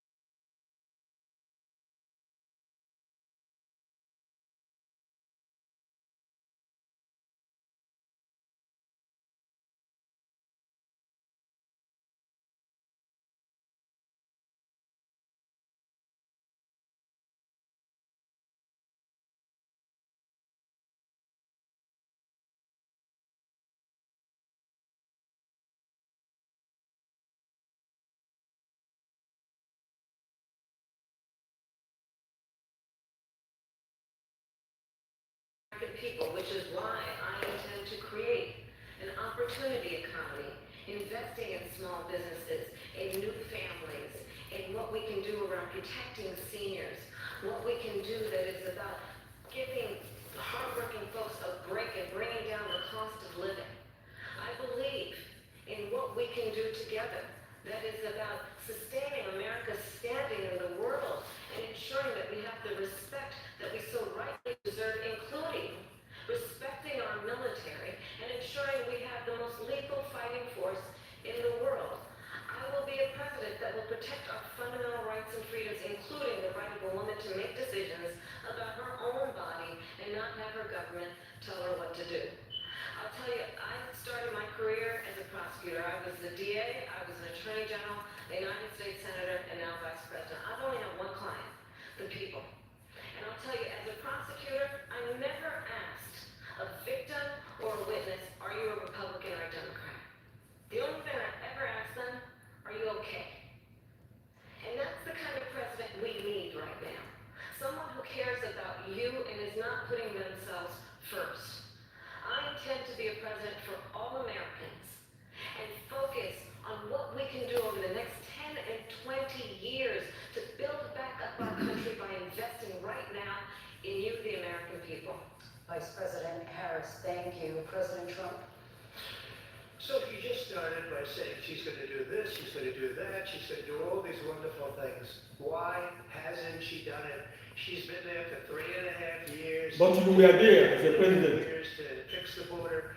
They've had 3.5 years to create jobs and all the things we talked about. Why hasn't she done it? She's She not the should president. leave right now, go down to that beautiful White House, go to the Capitol, get everyone together and do the things you want to do. So you like the White You House? won't do it. Beautiful Because White you believe House. in things that the American people don't believe in. You believe in things like, we're not going to frack, we're not going to take fossil fuel, we're not going to do things that are going to make this country strong, whether you like it or not. Germany tried that, and within 1 year they were back to building normal energy plants. We're not ready for it. We can't sacrifice our country for the sake of bad vision. But I just asked one simple question. Why didn't she do it? We're a failing nation. We're a nation that's in serious decline. We're being laughed at all over the world. All over the Look at world. this man. Do you know what is happening? They're coming to see me. They call me. We're laughed at all over the world. They don't understand what happened to us as a nation. We're not a leader. We don't have any idea what's going on. We have wars going on in the Middle East. We have wars going on with Russia and Ukraine. We're going to end up in a third world war, and it'll be a war like no other because of nuclear weapons, the power of weaponry. I rebuilt our entire military. She gave a lot of it away to the Taliban. She gave it to Afghanistan. What these people have done to our country, and maybe toughest of all, is allowing millions of people to come into our country. Many of them are criminals, and they're destroying our country. The worst president, the worst vice president in the history of our country. President Trump, thank you. And that is our ABC News presidential debate from here in Philadelphia at the National Constitution Center. I'm Lindsay Davis. I'm David Moore. Thank you for watching here in the U.S. and all over the world, and from all of us here at ABC News. Good night. Oh, An historic night with a current vice president, the first ever woman and first ever person of color to be vice president, debating a former president of the United States. Before the debate, Trump supporters expressed hope that the former president would stay focused on issues such as inflation and immigration, and that did appear to be a struggle. Perhaps too often, most notably when he invoked what authorities in Springfield, Ohio, are saying is just false, debunked, meaning that Haitian migrants are stealing and eating pets. He said that on the debate stage tonight. If illegal immigration is the most important issue to you as a voter, he did talk about it aggressively, but Vice President Harris's supporters have got to be pleased with her performance this evening. yes, she did very well. Telling voters that she cares about them and she has a plan for them. And over baiting Donald Trump into talking about crowd sizes and court cases and Nancy Pelosi and Russiagate Yeah. and grievance. And he took the bait almost every time, if not every time. He cited Fox hosts as fact checkers. He invoked Hungarian strongman Viktor Orban as a character witness. It was like a 4chan post come to life. He really took her She bait. did very well. She did very, very nice. If you're a fisherman, as I struggle to be, you would be lucky to have your bait taken so often. Instead of focusing on Trump filling in the blanks, for those voters unfamiliar with her, he focused on stuff as if he was the incumbent. I'm not sure Harris necessarily did enough to fill in the blanks that undecided voters might have about specifics about her plans, but there's no question the Democrats have to feel good tonight about the trade of and yes, I think I said the result. She did very, very nice. shaking his hand at the podium, kind of forcing him to shake her hand, introducing herself, and from that moment on, Darren, she took the fight right to him. Oh, she went to him to shake. I didn't start from the We beginning. didn't see it. Oh my God. Message was tonight. You're not running against Joe Biden. You're running against me. It was obviously a planned line. Yeah, I like that message. Deftly Stop explained calling how Joe she Biden. Kind of triangulated. And she separated herself, obviously, from Donald Trump, and where she needed to from Joe Biden. And what was so fascinating is that she didn't do it on defense. She did it on offense. Really, in every turn, there are real weaknesses. Good. She went to him. From the economy to immigration to Afghanistan. Just take Afghanistan for an example. Instead of talking about the disastrous, chaotic withdrawal, she turned it to the fact that he invited the Taliban to Camp David and And they started talking about that duel. Exactly. And then you mentioned that she was baiting him. She baited him, and he took the bait every single time, as you said. She was also using the language that he usually uses. She kind of stole it from him. Disgrace, weak, things like that that really get to him. The other thing that I just want to add is that she began to turn to who she is by saying, I'm not Joe Biden, I'm Donald Trump. I'm from a new generation, a different generation of leaders. And she clearly wanted people to understand what she's made of. For people who were really wanting to know all of her 17-point policy plans, they might be disappointed. But for people who want to know who she is and what she's made of, Yeah. they got it tonight. Now, the voters are going to have to decide. It's going to take them a while to digest it, and we don't want to suggest that we have any idea how this is going to play. But those are the observations for how she handled that and the way that he did not handle it well. I think it's pretty simple. I mean, she had a plan. She executed on that plan. The plan was to, quite simply, bait Donald Trump, to force him to battle on her turf at every turn. I mean, she talks about China. He starts defending. That's a black lady. So Yeah. she has to. She talks about, she talks about his sexual assault cases. He starts defending himself on that turf. She wanted to do that, but I also think I did see her trying to kind of really lay the groundwork on the policy issues and the campaign things will matter, particularly in the state of Pennsylvania, right? The Commonwealth, of Pennsylvania. The very first answer that she gave was about her economic policy, where she talked about the $50,000 they want to put out there for small business owners, and they would get their tax refund. I thought that was incredibly important because they clearly know that there were a lot of things they put out on economic policy. Not all of them were received well. That one was received well. And I also thought that, there were other moments where she talked about her family. She talked about her upbringing. She talked about how she was raised. I mean, the plan was to not just introduce herself, but to introduce herself specifically to Pennsylvania voters so that they understood on economic policy, on fracking, where she stood. And she executed that plan, whereas Trump, I don't know what the plan was that he had. Jake, I didn't think I was ever going to witness a debate as devastating as the one that you and Dana moderated back in June, where Joe Biden basically tanked his re-election campaign. I think tonight was just as devastating. I think that Kamala Harris pitched a shutout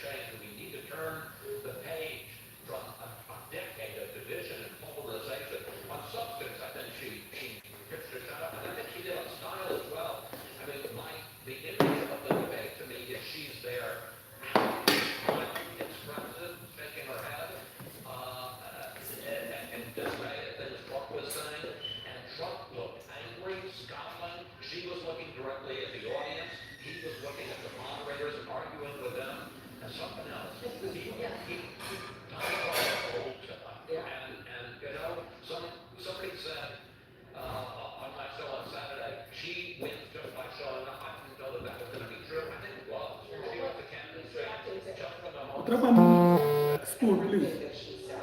Well, what you saw really was Vice President Kamala Harris prosecuting this debate with surgical precision. She was aware, as she must have been as a prosecutor, that the second you were inside of the courtroom, the jury took me everything you're doing. Muted microphones, doesn't matter. Her non-verbal cues, her body language, her incredulous expressions, at one point putting her hand under her chin to demonstrate that she was completely baffled by his line of defense. This is a battle of expert witnesses you're talking about national security advisors, talking about Nobel laureates, talking about the whole litany of people who do not buy what he says.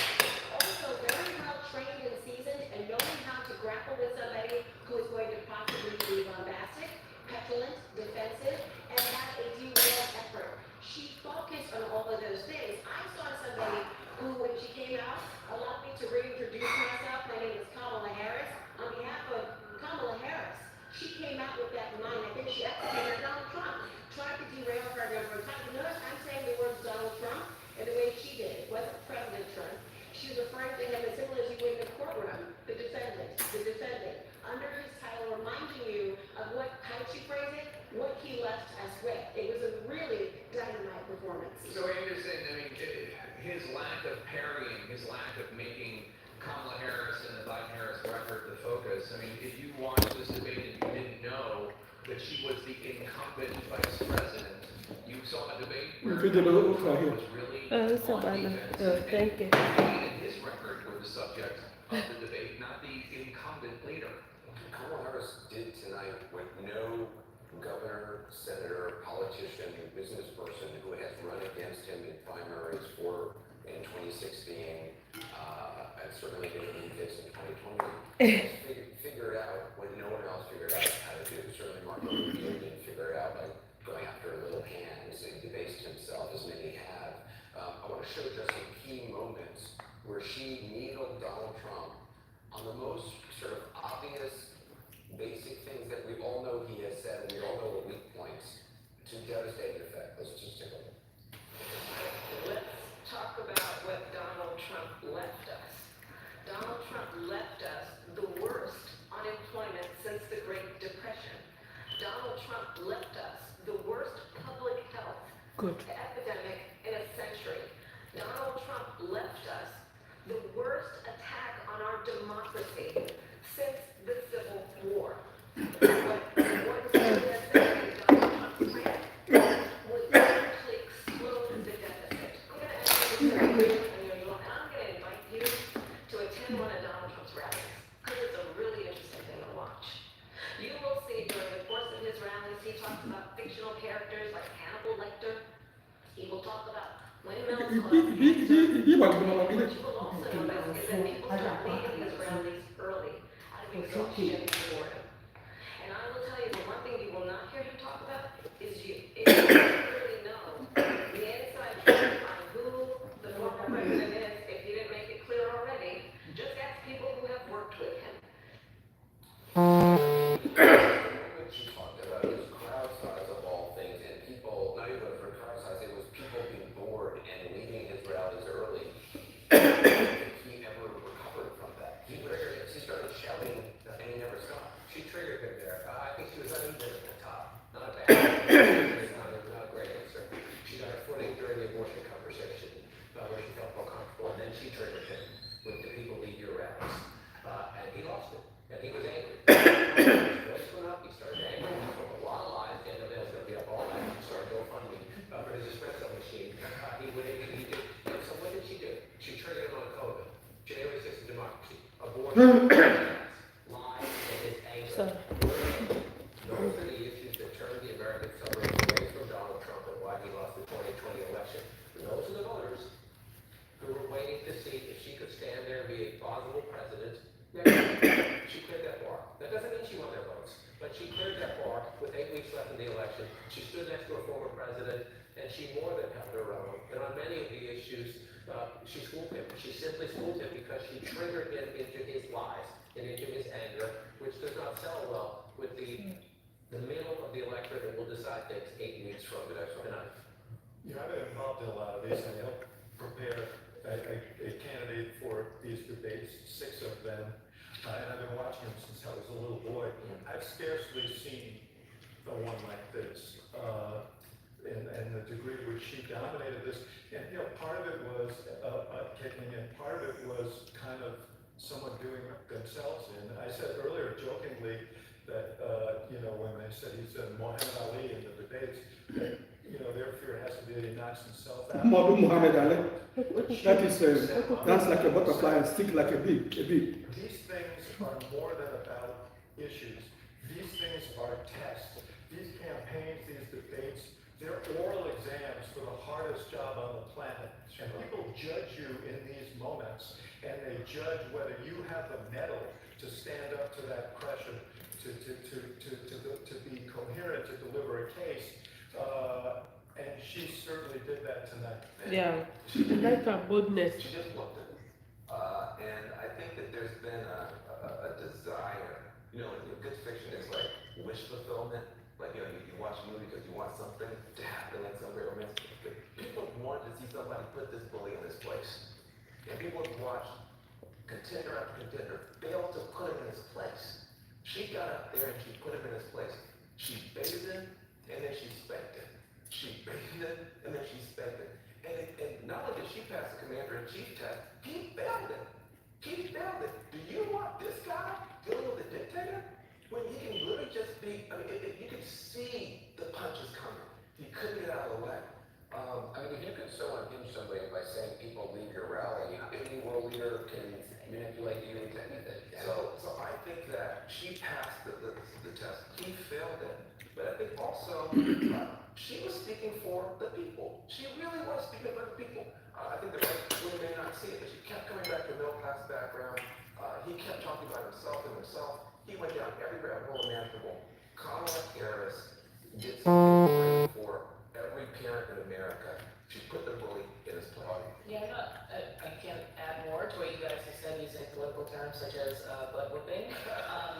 But Harris hacked Donald Trump tonight, and we talked earlier, I mentioned, you know, being unconventional, which he has been all these years, doesn't mean he's unpredictable. And it turned out she could use the Mad Libs of triggers of everything he's ever talked about or been bothered by, and use them in a formula that was to first talk about an attack line he might have said to her, take a topic she was weak on, and follow it up with a trigger for him, and then watch him spin himself in circles trying to defend it. And at the start of this conversation, at the start of the night, we talked about who's going to look like an incumbent versus who's going to look like a challenger. And I think she made herself look like the challenger to a person and really kind of ran through his record. I mean, even on the immigration question, she quickly turned it and totally emasculated him and got him discombobulated. She dismantled him and made it about the issues he should be the strongest on: security, the economy. He ended up relitigating his rallies and talking about his crowd sizes. I mean, she put the bait out there and he took it. And I'm hearing from Republicans, I'm trying to get from the perspective of, okay, you're a Trump, you were at home, what are you thinking? Sitting Republican lawmakers who objectively think she won the debate, but also that the mask is starting to slip with Donald Trump. That this is a man who projects himself as strong, as in command, and in fact he simply is not. He's just a minor challenging, asking for more substantive questions, asking him to get out of health care plan, basic things. He just can't do it, certainly not the way he could have in previous years. To the healthcare point, I think the moderator did a very good job in the idea that you were president for 4 years. Now it's been 3.5 years to Joe Biden. You ran for 3 years before you were president. And Donald Trump said the best he could do about the Affordable Care Act is have the concept and some ideas. That issue was perilous for the Democrats in the first 2 years when it was being implemented because the change hadn't been fulfilled yet. The change is scary when it comes to something so personal like your healthcare. It's one of the most popular issues in the country right now, and it's been a huge boom for Democrats. And again, I'm going back to, if you're a Trump voter, I'm getting income from some of the Trump voters I've met in my travels, and they're defending him. But the Republican strategists, they're not surprised because they know Donald Trump, they know he takes the bait, but they're really disappointed that he didn't have answers on substantive policy questions, to your point about immigration, that on what should be his issue, he took the bait and was talking about conspiracy theories and other things, and on policy proposals that matter to the people who will settle the election, he had nothing to say. You know, I think she showed up as herself. She is a prosecutor. She can prosecute the case. She is not afraid to hold people accountable. That's how she started her career, and she did just that. And she laid some breadcrumbs in her opening statement talking about you're going to hear a lot of lies. And every time she tripped him up a little bit, she didn't then try and respond to him. She just said, Stephen, I told you. Yeah. Okay, everybody not respond. Okay. She also helped turn the page when she said, running against Joe Biden. That was a subtle reminder for Americans for the last 2 years that said they didn't want that rematch. And the last time they watched the debate, it was a rematch. And she was like, guess what, folks? I'm here. Here's an alternative. Here's a path to the future. And Yeah. I'm policy. I'm texting with some folks who are doing Dow testing, focus groups during this debate. Undecided voters in Georgia. First, the gender gap is massive. It's about a 20, 30-point gender gap on her responses. But Trump, one of Trump's worst answers was his response to COVID. And that was really when he started to unspiral and unravel, and he couldn't get back on track. I mean, say what you want, friends, but she got it tonight. Okay, now for the other side. The other Wait, I know the fact check. So John, I agree. This person is a Republican. She was presidential. Okay. Okay. There, she did pass that test, but she was very like, you're complaining about Trump saying you don't have details on your plan. No details provided about anything here for her. She was very good at kind of rattling off her 2-minute answers, but then never really answered the questions. I think Red America will look at this and say, I mean, I see it in the tweets. I never thought that CNN did such a great job of the debate and being fair, where ABC was not fair. This was a 2-3-on-1 times versus Trump. They were demanding Trump be very specific on answers. The Kamala Harris was asked about her values changing and having to articulate the differences of why she was for reparations, not for reparations. She said, they listed a very long list, and she said, I'll get to each of those. And then she didn't get to any of them. I would be curious to see the time, who had more time, because my sense was that Donald Trump was giving more time. I don't know, but I'm just saying. Donald Trump was giving more time. Don't mind There either. was not a demand. David Muir didn't say, well, Madam Vice President, are you going to answer that question? Where he did do that with Trump. There was more aggressive follow-up on the Trump questioning than there was on. Isn't that sort of the responsibility of the candidate? This is supposed to be a neutral territory, right? And when the moderators have their thumb on the scale, Republican voters are going to watch those. I think it was two very specific questions, like yes or no. Is there anything you regret about January 6th? No answer. Well, how about this? How about this? When she was pressed on, and I thought this was particularly disgusting for me. When she was pressed on Afghanistan, she didn't say, yeah, I regret that 13 young men and women died there. And I regret that I did not, in the 3.5 years as vice president, meet with their families. She didn't say that. And nobody followed up on that. And that is disgusting. Look, I agree with David that you're going to hear some carpet Republicans about, this wasn't a debate, it was a trial, there were 3 prosecutors. I think definitely going to hear that. But it is a little hard to complain about the rest Republican. of making your own jump shots. Exactly. And the first 15 minutes of this debate, he won. The questions were on the economy. He had it right. He had it right on inflation. Even on the tariff question, I think he had it right. And then, inexplicably, on immigration, that's where she derailed him. And from that point forward, she basically dictated the flow. Now, in the closing statements, when he said, you've been there for 3.5 years, why haven't you done it? That really should have permeated. That's his best argument. It really should have permeated everything. She peppered all her answers with, I have a plan, I have a plan. He should have retorted every time, you've been there. That seemed like the only thing they worked out in advance, like that he had sort of in his mind, okay, this is something we're going to say. But look, she did not put a lot of meat on the bones. I agree she passed the competency test. She did tell some of her own lies, and she left some things out there. But overall, she dictated the flow. I want to go get a college in the spin room, Pennsylvania Governor Josh Shapiro. Yeah, thanks, Anderson. I'm here, and it is timely given we are talking with the Pennsylvania Governor Josh Shapiro. How Taylor Swift just came out and endorsed Kamala Harris. I know you were claiming Taylor Swift as one of the Taylor Swift, the Berks County native. But we're here in Philadelphia watching this debate. You were just watching it. What were your main takeaways of how Vice President Harris did coming into this? Because there were quite a big questions about how she would fare on the debate stage. Caitlin, I think we spoke a few weeks ago, and I expressed to you that I was a little bit worried the American people had a little bit of brain fog about Donald Trump. they didn't remember the chaos when he was in office. I think Kamala Harris wiped out that brain fog and reminded people of the chaos of Donald Trump, reminded them that he ripped away people's fundamental freedoms, particularly the freedom for millions of women across this country to just make decisions over their own body. She reminded them that here in Pennsylvania, he wants to take away health care from 1.2 million of my fellow Pennsylvanians. She reminded him that he really has no plan. This is Kamala Harris. And she reminded him remind people just how nonsensical he is, how divisive he is, how his rhetoric seeks to create others in our society and divide people instead of lifting everybody up. And I thought she made clear she wants to be a president for all Americans, laid out her vision, laid out her plans, and I thought she had a great night. A lot of it seemed designed to try to get under Trump's skin. I mean, she was talking about his crown sizes, she was talking about his former officials, criticizing him. She brought up January 6th and all of these moments, and he did seem to take the bait. Even Trump advisors were. Was that the strategy going into this debate for your party? Well, look, only Kamala Harris knows what her strategy was on this, but I will tell you, he took the bait because he's completely self-centered. He only cares about himself, and so instead of just ignoring a comment about crowd size, instead focusing on the needs of the crowd, the needs of the people he was talking to, he could only focus on himself. He is someone who is so self-absorbed that he can't possibly do a good job for the American people. She's still been underwater in latest polling in your home state. I mean, she's been doing better in Michigan and Wisconsin than she has in Pennsylvania, but still struggling a bit. And what we saw from polls, voters wanted to know more about her. They still had questions about her. Obviously, Donald Trump is a pretty well-known quantity.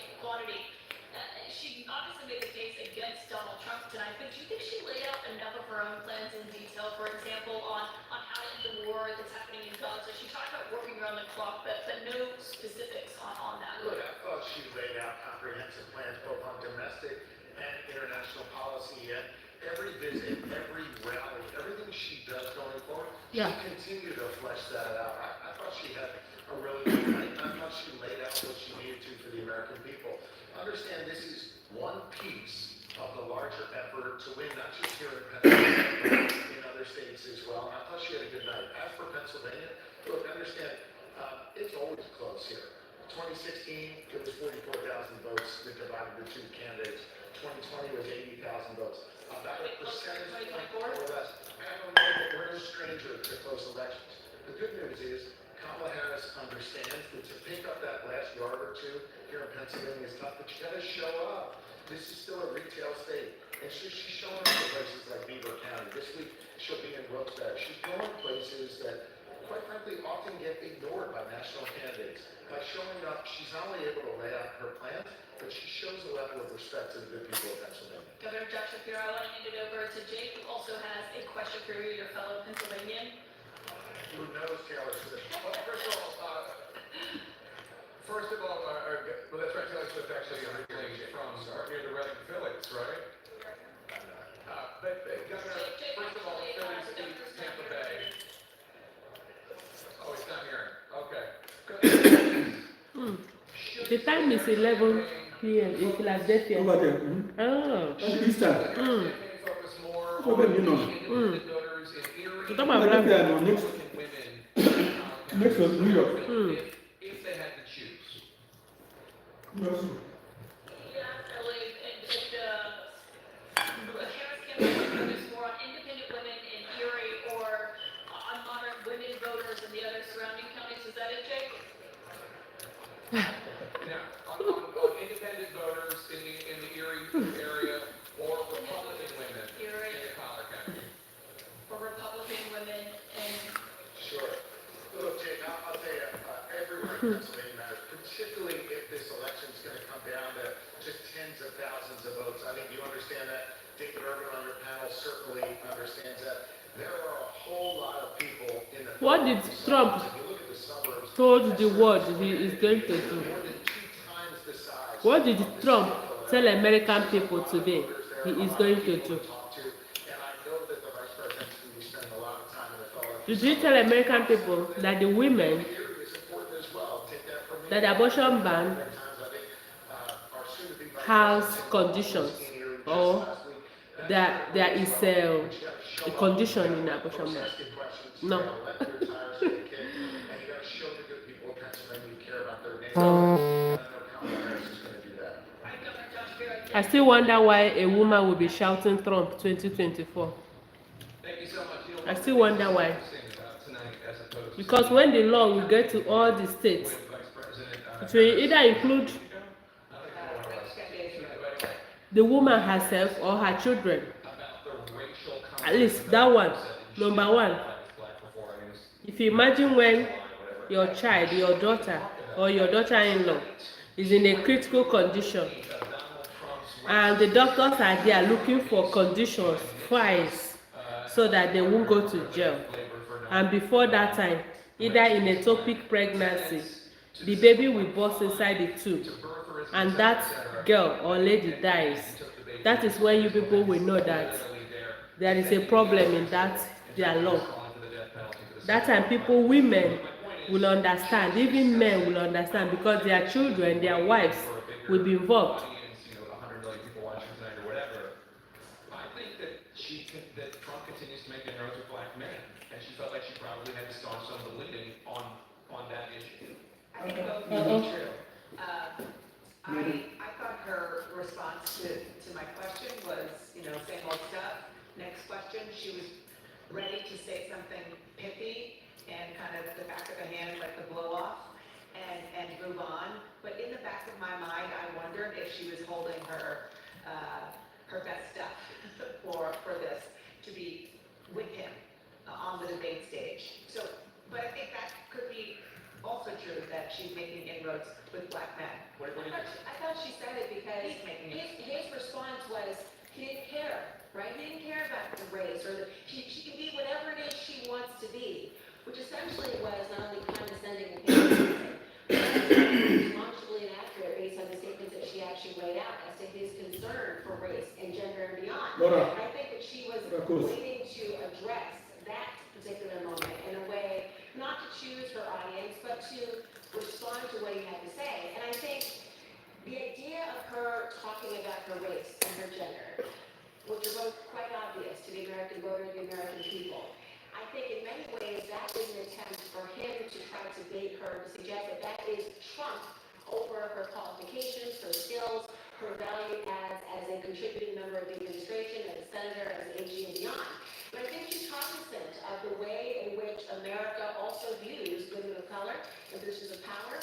And I think that she was waiting for the opportunity to address a specific claim as opposed to, what do you think about race and racism? It also felt to me like there were some really key parts of it that she laid down there for Trump to pick up, and then he picked them up. Like, he defended, to your point, he defended his false accusations against the Central Park Five. He literally did not have to do that, but he decided to do it. He also then went down a rabbit hole on Charlottesville. It was useful to the Harris campaign to have Trump revisit all of the most unpopular parts of his history and his personality and his attitude and his lack of remorse.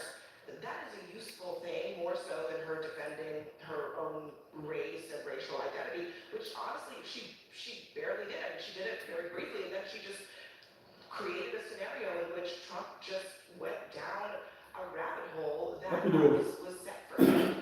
Trump went down. I was going to say it happened over and over again on the issue of 2020, relitigating that. I talked to a top aide this weekend who said he wants to do it. He knows he shouldn't. He's been told that being forward-looking is a much better strategy for success, which I took to mean he'll probably do it. He did do it. Let's talk about this for a I think yes, with Governor Shapiro. Okay, so Taylor Swift on Instagram endorsed the Harris Walls ticket. She says she's doing it because Harris, quote, fights for the rights and causes I believe need a warrior to champion them. I think she's a steady-handed, gifted leader, and I believe we can accomplish so much more in this country if we're led by calm and chaos. I was so heartened and impressed by the selection of Robert Walls, who's been standing up for LGBTQ plus rights, and a woman's right to her own body. She goes on to say, Okay. interestingly, she famous musician. with Love and Hope, Taylor Swift, Childless, Cat Lady, an allusion to Senator J.D. Vance. Oh, you have cat. That's why. Cat lady. Okay. And she was holding a cat in that photo. The name of the cat. Exactly. Informed is a little. Oh, you have cat. Be One of careful. her cats was Olivia Benson. I She's a cat lady. that the cat Okay. she was holding in that picture was, is Olivia Many Benson. people like cats. I don't know why. I guarantee you, we will hear what these out there, but let's just talk about what this means. I think I feel uncomfortable. I'm get my allergy with cats. When cats come close to me, Biggest celebrity in the world. And it's not Like, just that she's a celebrity. She has makes me people want to who sneeze. are Yes. like You can They're get people allergy for from young cat. people, young women Yeah. who might not They're already not used to cat. engaged in politics, who When they are here, basically alone. listen to every That's single allergy. thing that she Yeah. says Done. and love her. And if she makes a difference even on the margins in a race like this, that is a huge difference. This was the endorsement that the Harris campaign, they were hoping for more than anything else. No one will ever say no to a Taylor Swift endorsement. I 100% agree with that. I think it's significant to all, it is always significant to have the most powerful force in pop culture on your side. The one contrarian view I will say is that in this moment, the thing the Harris campaign needs perhaps the most is to figure out how to reach men. They've got to figure it out here in Pennsylvania. They've got to figure out how to reach black men. And I'm not sure Taylor Swift helps them with that. It's a totally different ballgame that Taylor Swift is in, but they've got to figure that part out. Travis They'll Kelce figure out. on the other. Maybe if Travis Kelce comes around, we'd be having a different conversation. But I think that it's just important to remember that, especially in this Commonwealth of Pennsylvania, that is just, it's a give and take here, where you gain some and you lose some, and she really needs to start. I don't want to rush us off the Taylor Swiftology discussion, but I do want to. There's another piece of news, which is that the Harris campaign put out a release and has challenged Donald Trump to another debate that had been somewhat in doubt, and they say we're ready for another debate. Let's have it. My guess is after the Bring it on. but they're ready for round two. They're ready for round two. We get do too. The next presidential Trump ama putakwa. Can I just correct something before we move on, only from Taylor Swift? Go ahead. The cat's name is Benjamin Button. Okay. Okay. Well, can I just say one thing though, when we talk about Taylor Swift's endorsement, that she is very clearly showing people that reproductive rights is on the ballot very much so. She talked about, in that actual statement, about her research about Tim Walz, the governor, and his work with this particular area. And so for those who think that Roe v. Wade is in invisible ink on the 2024 ballot, it very much is in a Sharpie pen. And that's why Kamala Harris's section of her references to what voter would want was so important in the reproductive rights conversation. Let's get a fact check now. Daniel was listening closely to both candidates. What stood out? Just what stood out was that this was a staggeringly dishonest debate performance from former President Trump. Just lie after lie on subject after subject. By my preliminary count, Jake, Trump made at least 33 false claims. 33. By contrast, by again a preliminary count, Vice President Harris made at least one false claim, though she added at least a few misleading claims and a few more that lacked context. I think a lot of Americans say, well, politicians lie. No major presidential candidate before Donald Trump has ever lied with this kind of frequency. A remarkably large chunk of what he said tonight was just not true. And this wasn't like little exaggeration, political spin. A lot of his false claims were untethered to reality. On abortion, saying every Democrat wanted Roe v. Wade overturned, though actually more than 80% of Democrats supported Roe. On crime, saying it's through the roof, though it's actually sharply down since early 2023. It's now lower than it was since Trump left office. On healthcare, saying he's the one who saved Obamacare, the law he actually repeatedly tried to overturn. On Kamala Harris herself, saying that a Howard University grad, Black Law Students Association president, had claimed that she wasn't black at one point. Frankly, I don't have enough time here to run through each specific Trump false claim. I urge people to go to our CNN website or our app to read our team's detailed fact checks on this and a whole bunch of things. For now, though, let's dive into one false claim Trump made, an egregious claim about migrants supposedly eating people's pets. That's not true. In Springfield, there eating the dogs, the people that came in, they're eating the cats, they're eating the pets of the people that That's live there. gruesome. That's not true. This is not only false, I think it's fair to call this odious. This, for people who have not been online in the last couple of days, this claim about migrants, Haitian migrants in Springfield, Ohio, eating people's pets, originated with a Facebook post that attributed the claim to a neighbor's friend's daughter. A third-hand broken telephone kind of thing. The city of Springfield and the Springfield police say there are no credible reports of this happening. And even J.D. Vance, the vice presidential candidate, who himself had promoted these claims, acknowledged this morning that the quote rumors might turn out false, although he still encouraged people to spread these cat memes. Now I know that Trump himself added dogs to the equation. They had not even been part of these viral nonsense before. Now let's look at one false claim that Vice President Harris did make about the economic situation that the Biden-Harris administration was left by Trump. Let's talk about what Donald Trump left us. Donald Trump left us the worst unemployment since the Great Depression. And what we have done is clean up Donald Trump's mess. So the Biden-Harris administration was not actually left the worst unemployment since the Great Depression. They were left a 6.4% unemployment rate in 6.4. 2021. That was certainly elevated by recent standards, pretty high, but it was significantly down from the 14.8% level it reached early in the pandemic. So it was already improving at the time the Biden-Harris administration took office, and that 6.4% level was the highest since the Great Recession. So And it's 4 point something, not going back or less further. today. Anderson? Thanks very much. A lot to go through. We appreciate it. One other thing on the Taylor Swift endorsements, it's interesting. In her statement, she said, recently I was made aware that AI of me falsely endorsing Donald Trump's presidential run was posted to his site. It really conjured up my fears around AI and the danger of spreading misinformation, brought me to the conclusion that I need to be very transparent about my selection as a voter. Interesting that she's citing Donald Trump or somebody in the campaign, or I don't know where that site was, but a Trump-related. This is another self-owned. I mean, they were really dumb to bait her because she was standing on the sidelines. We were hoping she might come out, but they keep